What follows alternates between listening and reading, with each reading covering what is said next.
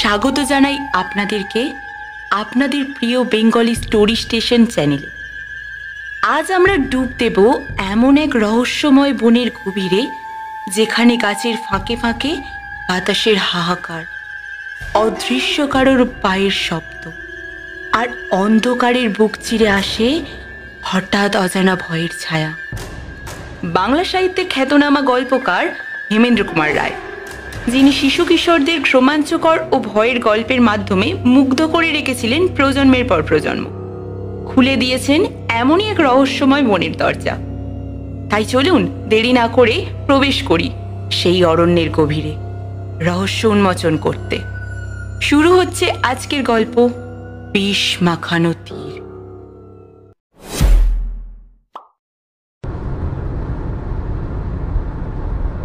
কুচবিহার থেকে মোটর ছুটেছে, আলিপুর গেল, কুমারগ্রাম পিছনে পড়ে রইল। এখন জয়ন্তীর দিকে অগ্রসর হচ্ছে। বিমল ও কুমার শিকারে বেরিয়েছে। কুমারের মেসোমশাই কুচবিহারে বড় চাকরি করেন। তারই নিমন্ত্রণে কুমার ও তার বন্ধু বিমল কুচবিহারে এসে আজ কিছুদিন ধরে বাস করছে। তাদের শিকারের তোড়জোড় করে দিয়েছেন তিনি। জয়ন্তীতে কুচবিহারের মহারাজার শিকারের একটা ঘাঁটি বা আস্তানা আছে। স্থির হয়েছে বিমল ও কুমার দিন 2-3 সেখানে থাকবে এবং শিকারের সন্ধান করবে। জয়ন্তীর অবস্থান হচ্ছে কুচবিহার ও ভুটানের সীমান্তে। এখানকার নিবিড় বনে বাঘ ও অন্যান্য হিংস্র জন্তুর অভাব নেই। শীতের বিকেল, রোদের আঁচ কমে আসার সঙ্গে সঙ্গেই পাহাড়ে শীতের আমেজ একটু একটু করে বেড়ে উঠছে। ধুলোয় ধূসরিত আঁকা বাঁকা পথের দুপাশে চাঁদের গ্রামগুলো গাছপালার ছায়ায় গা এলিয়ে দিয়েছে। এপাশে ওপাশে বুনো কুলগাছের ঝোপের পর ঝোপ। মাঠে মাঠে যে গরুগুলো চড়ছে তাদের কোনো কোনোটা মোটর দেখে নতুন কোনো দুষ্ট জন্তু ভেবে ল্যাজ তুলে তেড়ে আসছে, এবং দেশি কুকুরগুলো গাড়ির শব্দে ঘুম ভেঙে যাওয়াতে খাপ্পা হয়ে ঘেউ ঘেউ করে ধমকের পর ধমক দিচ্ছে। এই সব দেখতে দেখতে ও শুনতে শুনতে সন্ধ্যার ছায়া ঘন হয়ে উঠল এবং গাড়িও জয়ন্তীর ঘাঁটিতে গিয়ে পৌঁছল। একতলা সমান উঁচু শাল কাঠের খুঁটির ওপরে শিকারের এই ঘাঁটি বা কাঠের বাংলো। একজন কুচবিহারি রক্ষী এখানে থাকে। আগেই তাকে খবর দেওয়া হয়েছিল। সে এসে গাড়ি থেকে মোটমাট নামিয়ে নিতে লাগলো। একটা কাঠের সিঁড়ি দিয়ে বিমল ও কুমার বাংলোর ওপরে গিয়ে উঠল। সেখান থেকে চারিদিকের দৃশ্য টার্নারের আঁকা একটা ছবির মতো। একদিকে ভুটানের পাহাড় আকাশের দিকে মুকুট পরা মাথা তুলে সগর্বে দাঁড়িয়ে আছে, এবং তার নিচের দিকটা গভীর জঙ্গলে ডুব দিয়ে অদৃশ্য। অস্তগত সূর্যের ফেলে যাওয়া খানিকটা রাঙা রং তখনও আকাশকে উজ্জ্বল করে রাখার জন্য ব্যর্থ চেষ্টা করছিল। পাতলা অন্ধকারে চারদিক ঝাপসা হয়ে গেছে। পৃথিবীর সমস্ত শব্দ ক্রমেই যেন ঝিমিয়ে পড়ছে, এবং বহু দূর থেকে মাঝে মাঝে ভেসে আসছে 2-1টা গরুর হাম বা রব। বিমল পাহাড় ও অরণ্যের দিকে তাকিয়ে বলল, কুমার, ও জঙ্গলে কেবল বাঘ নয়, হাতিও থাকতে পারে। ভালোই তো। কলকাতায় অনেক দিন ধরেই লক্ষ্মী ছেলের মতো হাত গুটিয়ে বসে আছি। একটুখানি নতুন উত্তেজনার তো দরকার আছে। কিন্তু সেবারে উত্তেজনা এলো সম্পূর্ণ নতুন রূপ ধরে, অপ্রত্যাশিতভাবে। কুচবিহারি শীত ভুটানের সীমান্তে দার্জিলিংয়ের প্রায় কাছাকাছি যায়। সন্ধ্যার অন্ধকার সঙ্গে করে যে শীত নিয়ে এলো, 3টে পুরু গরম জামার ওপরে মোটা আলোয়ান চাপিয়েও তার আক্রমণ ঠেকানো যায় না। রক্ষী ঘরের ভেতরে এসে জিনিসপত্র গুছোচ্ছে। বিমল তাকে ডেকে জিজ্ঞেস করল, ওহে, তোমার নামটি কি শুনি? আগে শ্রী নিধিরাম দাস। আচ্ছা নিধিরাম, তুমি এখানে কতদিন আছো? আগে তা অনেক দিন। কাল ভোরে আমরা যদি বেরোই কাছাকাছি কোথাও কোনো শিকার পাওয়া যাবে? আগে ওই জঙ্গলে বরাহ তো পাওয়া যাবেই, বাঘও আছে। কাল রাতেই আমি বাঘের ডাক শুনেছি। আজ সকালে উঠে দেখেছি কাছেই একটা ঝোপে বাঘে গরু মেরে তার আধখানা খেয়ে ফেলে রেখে গেছে। তাহলে গরুর বাকি আধখানা খাওয়ার লোভে বাঘটা হয়তো বেশি দূর যায়নি। নিধিরাম, জঙ্গল ঠেঙাবার জন্যে কাল আমার সঙ্গে জোনা কয়েক লোক দিতে পারো? হুজুর, মানে লোক পাওয়া না শক্ত হবে। কেন? আমরা তাদের ভালো করেই বকশিস দেব। সে তো জানি হুজুর, সপ্তাহখানেক আগে হলেও যত লোক চাইতেন তত দিতুম, কিন্তু এখন ডবল বকশিস দিলেও মনে হয় লোক পাওয়া যাবে না। কেন নিধিরাম, সপ্তাহখানেকের মধ্যে কি এখানে বাঘের উপদ্রব বড় বেড়েছে? না না হুজুর, বাঘের সঙ্গে থেকে এখানকার লোকের বাঘ গা শোয়া হয়ে গেছে। আমরা বাঘকে খুব বেশি ভয় করি না, কারণ সব বাঘ মানুষ খায় না। কুমার এগিয়ে এসে বিমলের হাতে এক পেয়ালা কফি দিয়ে বলল, নিধিরাম, তোমার কথার মানে বোঝা যাচ্ছে না। বাঘের ভয় নেই, তবু লোক পাওয়া যাবে না কেন? হুজুর, বনে এক নতুন ভয় এসেছে। নতুন ভয়? নিধিরাম বোধ হয় পাগলা হাতির কথা বলছে। না হুজুর, বাঘও নয়, পাগলা হাতিও নয়, এক নতুন ভয়। এ ভয় যে কি, এর চেহারা যে কিরকম কেউ তা জানে না, কিন্তু সকলেই বলছে এই ভয় নাকি ওই পাহাড় থেকে নেমে বনে এসে ঢুকেছে। বিমল ও কুমারের বিস্ময়ের সীমা রইল না। তারা পরস্পরের সঙ্গে কৌতূহলী দৃষ্টি বিনিময় করল। নিধিরাম বলল, জানেন হুজুর, এই নতুন ভয় এসে এক সপ্তাহের ভিতরে 3 জন মানুষকে প্রাণে মেরেছে। বলো কি? আগে হ্যাঁ, ছিদাম একদিন বনের ভিতরে গিয়েছিল। আচমকা সে চিৎকার করতে করতে বন থেকে বেরিয়ে এলো, তারপর ধরাস করে মাটিতে পড়ে মারা গেল। সকলে ছুটে গিয়ে দেখলো তার ডান পায়ের ডিমে ছোট্ট একটা বান বিঁধে আছে। বান? হ্যাঁ, ছোট্ট একটি বান, 1 বিঘতের চেয়ে বড় হবে না। কোনো মানুষ ধনুক থেকে সেরকম বান ছোঁড়ে না।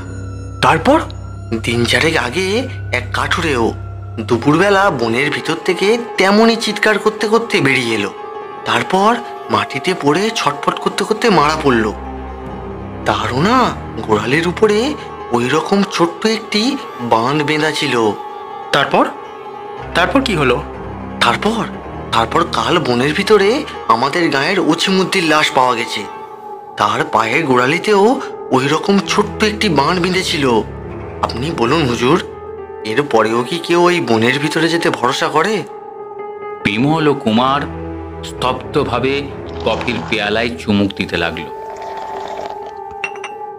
শূন্য পেয়ালাটা রেখে দিয়ে বিমল ধীরে ধীরে বলল, নিধিরাম, তুমি যা বললে তা ভয়ের কথাই বটে। 3টি মানুষের প্রাণ যাওয়া সে কি আর যে সে কথা? কিন্তু যারা এই খুন করেছে তাদের কি কোনো সন্ধানই পাওয়া যায়নি? কিছু না হুজুর, লোকে বলে এ মানুষের কাজ নয়। এত ছোট বান কখনো কোনো মানুষ ছুঁড়েছে বলে তো শোনা যায়নি। প্রত্যেক বানই এসে বিঁধেছে পায়ের উপরে। এও একটা ব্যাপার। আগে হ্যাঁ, কোনো বানই পায়ের ডিম ছাড়িয়ে উপরে ওঠেনি। আর পায়েই কেবল অতটুকু বান বিঁধলে মানুষ মারা পড়ে না। কাজেই বোঝা যাচ্ছে বানের মুখে বোধহয় বিষ মাখানো ছিল। কোবরেজ মশাই ও লাশগুলো দেখি ওই একই কথাই বলেছেন। একটা বান দেখতে পেলে ভালো হতো। দেখবেন হুজুর, আমি এক্ষুনি একটা বান নিয়ে আসছি। এই বলে নিধিরাম ঘর থেকে বেরিয়ে গেল।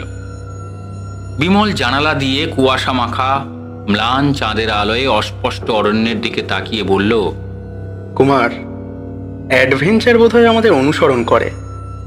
কাল আমরাও ওই বনের ভেতরে প্রবেশ করব। কে জানে, শিকার করতে গিয়ে আমরাই আবার কারো শিকার হব কিনা। কিন্তু এমন অকারণে নরহত্যা করার তো কোনো মানে হয় না।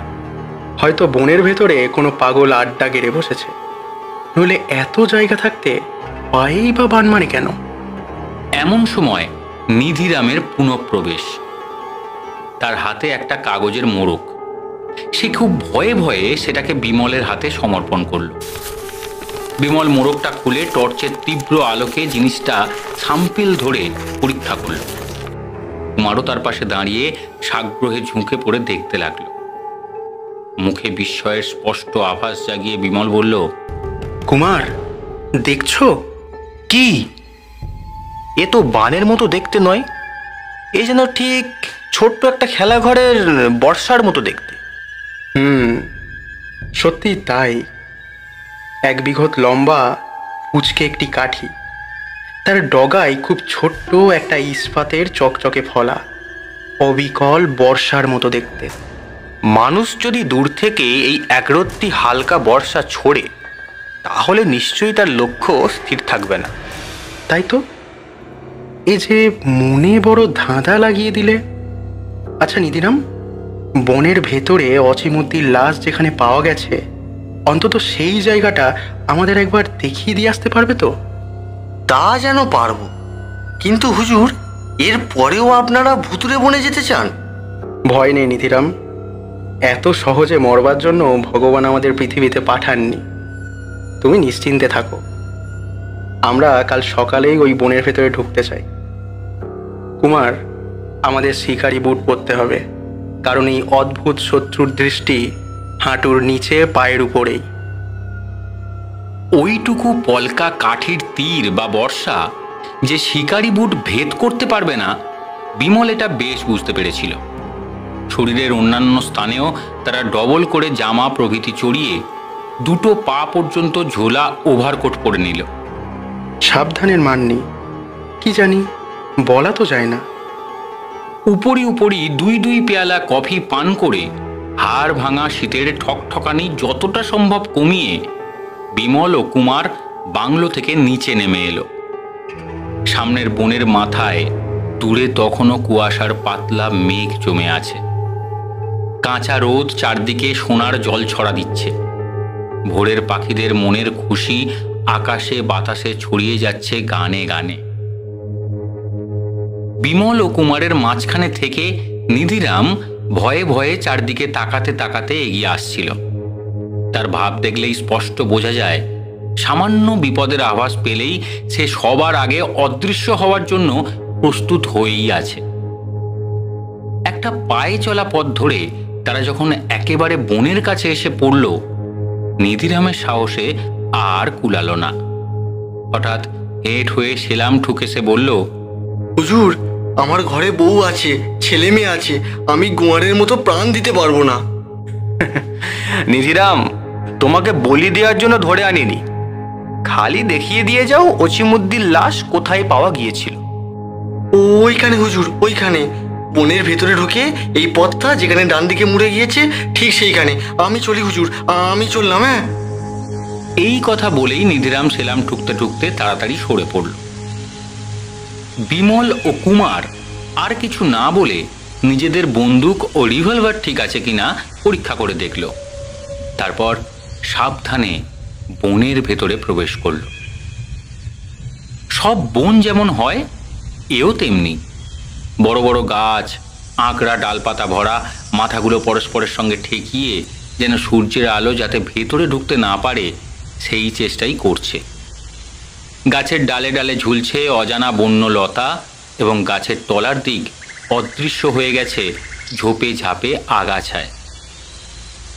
কিন্তু সব বন যেমন হয়, এও তেমনি বন বটে, তবু এখানকার প্রত্যেক দৃশ্যের ও প্রত্যেক শব্দের মধ্যে এমন একটা অদ্ভুত রহস্য মাখানো আছে এই বনকে, যা সম্পূর্ণ নতুন ও অপূর্ব করে তুলেছে। পথ যেখানে ডান দিকে মোড় ফিরেছে, সেখানে রয়েছে একটা মস্ত বড় ঝোপ। সেইখানে দাঁড়িয়ে পড়ে বিমল বলল, এইখানেই অসীমুদ্দি পৃথিবীর খাতা থেকে নাম কাটিয়েছে। কুমার, এ ঝোপে অনায়াসেই প্রকাণ্ড বাঘ থাকতে পারে। লুকিয়ে আক্রমণ করার পক্ষে একটা চমৎকার জায়গা। কুমার সন্দিগ্ধ দৃষ্টিতে একবার ঝোপটার দিকে তাকালো। তারপর হঠাৎ এক টানে বিমলকে সরিয়ে এনে উত্তেজিত কিন্তু মৃদু কণ্ঠে বলল, বিমল, ওই ঝোপে না সত্যি বাঘ রয়েছে। চোখের নিমেষে দুজনে বন্দুক তুলে তৈরি হয়ে দাঁড়ালো। বিমল বলল, কই বাঘ? ওই ঝোপের বাঁ পাশের তলার দিকে চেয়ে দেখো। ঝোপের তলায় বড় বড় ঘাসের ফাঁক দিয়ে আবছা আলোতে মস্ত একটা বাঘের মুখ দেখা গেল। মাটির ওপরে মুখখানা স্থির হয়ে পড়ে আছে। এমন উজ্জ্বল ভোরের আলোতেও ব্যাঘ্র মহাশয়ের সুখনিদ্রা ভঙ্গ হয়নি। তারা দুজনেই সেই মুখখানা লক্ষ্য করে একসঙ্গে বন্দুক ছুঁড়ল, কিন্তু বাঘের মুখখানা একটুও নড়ল না। দুটো বন্দুকের ভীষণ গর্জনে যখন সারা বন কেঁপে উঠল, গাছের উপরকার পাখিগুলো সভয়ে কলরব করতে করতে চারদিকে উড়ে পালালো, তখন বিমল ও কুমার বাঘের মুখের দিকে স্থির দৃষ্টিতে তাকিয়েছিল বলে আর একটা বিচিত্র ব্যাপার দেখতে পেল না।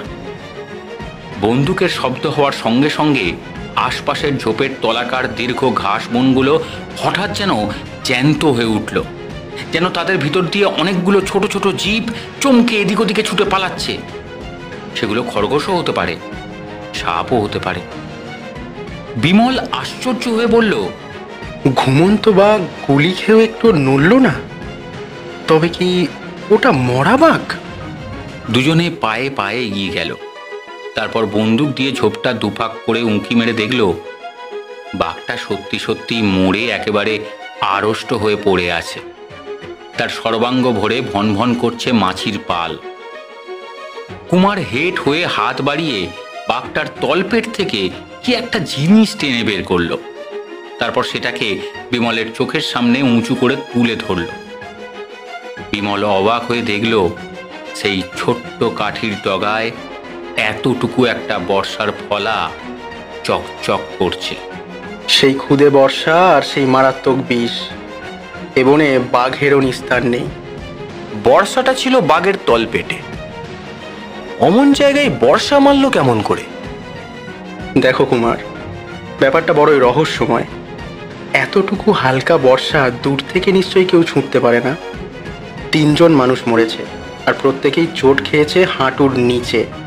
আর বাঘটাও তল পেটে চোট খেয়েছে। সুতরাং বলতে হয় যে এই বর্ষা ছুঁড়ছে নিশ্চয়ই সে ছিল বাঘের পেটের নিচে।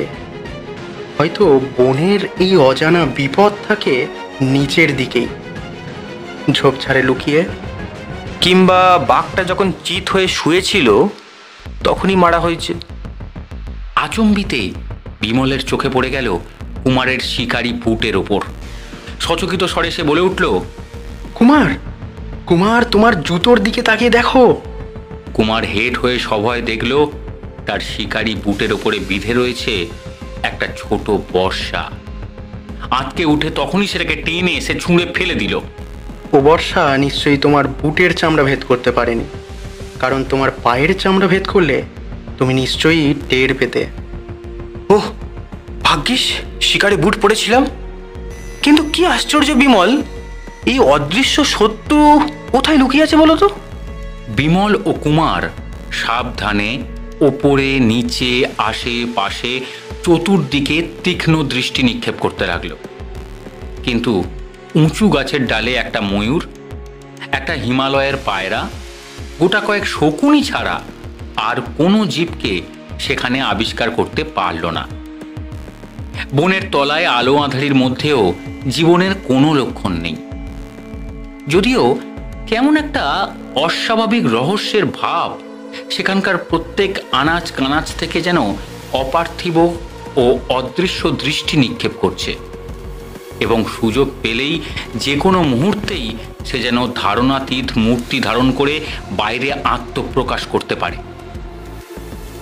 হঠাৎ সামনের লম্বা লম্বা ঘাসগুলো সরসর করে কাঁপতে লাগলো। তার ভেতর দিয়ে কি যেন ছুটে যাচ্ছে, ঠিক যেন দ্রুত গতির একটা দীর্ঘ রেখা কেটে। মাটি থেকে টপ করে একটা নুড়ি তুলে নিয়ে কুমার সেদিকে ছুঁড়ল। সঙ্গে সঙ্গে ঘাসের কাঁপুনি বন্ধ হয়ে গেল। ওটা কি জন্তু দেখতে হবে বলে কুমার যেখানে নুড়ি ছুঁড়েছিল সেই দিকে দৌড়ে গেল। তারপর পা দিয়ে ঘাস সরিয়ে হেঁট হয়ে দেখেই সব বিস্ময় চিৎকার করে উঠল, বিমল, বিমল, এদিকে এসো। কি কুমার, কি কি? কিন্তু কুমার আর কোনো জবাব দিতে পারল না। সে যেন একেবারেই থ হয়ে গেছে। বিমল তাড়াতাড়ি তার কাছে গিয়ে দাঁড়ালো, কিন্তু নিচের দিকে তাকিয়ে সেও যেন শিউরে উঠে বলল, কুমার, কুমার, এও কি সম্ভব? মাটির উপরে শুয়ে আছে অসম্ভব এক নকল মানুষ মূর্তি। লম্বায় সে বড়জোর 1 বিঘত। কুমারের নুড়ির ঘায়ে অজ্ঞান হয়ে গেছে।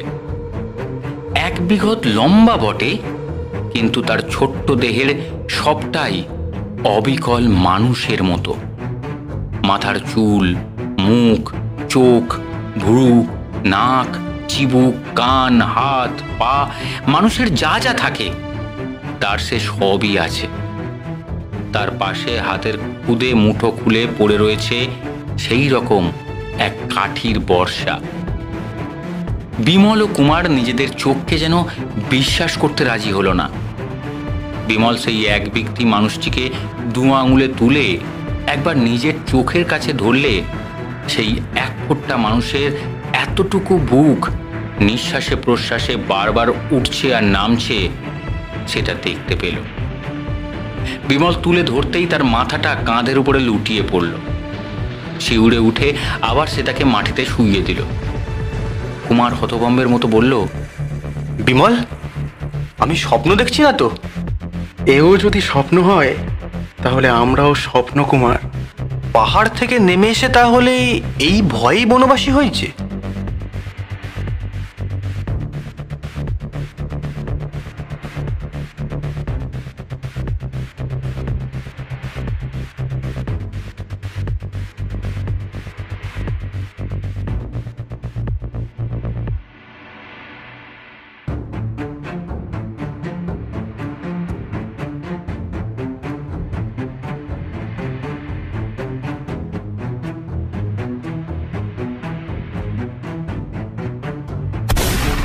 ইতিমধ্যে কখন যে 1 বিঘি মানুষের জ্ঞান হয়েছে তারা কেউ টের পায়নি। যখন তাদের হুঁশ হলো তখন সেই পুতুল মানুষ তীর বেগে ঘাস জমির ওপর দিয়ে দৌড় দিয়েছে। ব্যর্থ আক্রোশে বিমল নিজের বন্দুকটা তুলে নিয়ে কেন যে গুলি ছুঁড়ল তা সে নিজেই জানে না। তবে এটা ঠিক যে সেই পুতুল মানুষকে হত্যা করবার জন্য নয়। কিন্তু যেমনি গুরুম করে বন্দুকের শব্দ হলো অমনি তাদের এপাশ ওপাশে সামনে পিছনে লম্বা লম্বা ঘাসের বন যেন সচমকে জ্যান্ত হয়ে উঠল। ঘাসে ঘাসে এলোমেলো দ্রুত গতির রেখার পর রেখা, যেন শত শত জীব লুকিয়ে লুকিয়ে চারদিক দিয়ে ছুটে পালিয়ে যাচ্ছে। বিমল ও কুমারও পাগলের মতো চতুর্দিকে ছোটাছুটি করতে লাগলো, অন্তত আর একটা পুতুল মানুষকে গ্রেপ্তার করার জন্য। কিন্তু মিথ্যে চেষ্টা।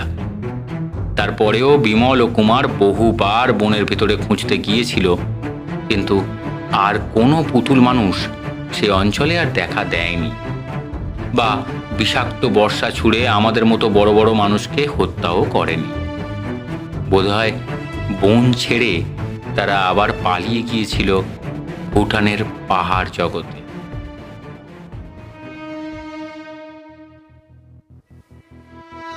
আপনারা শুনলেন হেমেন্দ্র কুমার রায়ের কালজয়ী গল্প বনের ভিতর নতুন ভয়।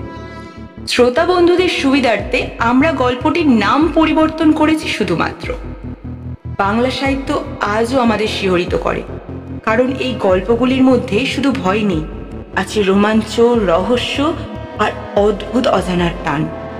গল্প পাঠক তন্ময়, বিমল অর্পণ, কুমার সৌভিক ও নিধিরাম চরিত্রে শুভম এবং সূত্রধর আমি দীপিকা। আপনাদের যদি গল্পটি ভালো লেগে থাকে তবে অবশ্যই আমাদের চ্যানেলটি সাবস্ক্রাইব করুন, লাইক ও শেয়ার করে পাশে থাকুন। নতুন নতুন ভয় ও রহস্যের গল্প নিয়ে আমরা আবার হাজির হব খুব শিগগির। ধন্যবাদ।